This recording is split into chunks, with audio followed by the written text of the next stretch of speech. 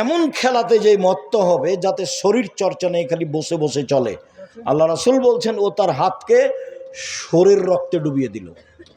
মান লাইবাবে নার্দে শির, চৌসার, ছক্কা, লুডু, দাবা, পাঞ্জা, ক্যারাম বোর্ড, তাস, গেমস, টিকটক, যত খেলা বসে বসে চলে, জন্ম নিয়েছে আরও নিবে, যেগুলোতে শরীর চর্চা নেই, এগুলো সব এমন হারাম যে ওকে আল্লাহ রসুল বলছেন ও খেললো মানে ও শরীর রক্তের মধ্যে হাতটা ডুবিয়ে দিল।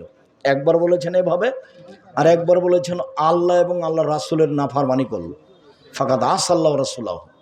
ভুলেও গেমস খেলায় লিপ্ত হবে না, ক্যারাম বোর্ড খেলবে না, কাজ করো, কোরআন তেলাওয়াত করো, ব্যবসা করো, বসে থাকো না, কারো পিছে পড়িও না, কারো পিছে পিছে দৌড়ায়ও না, ওর মতো ওকে চলতে দাও, তুমি তোমার মতো চলো, পড়াশোনা করো, বাকি টাইম না রুজি ইনকাম করো।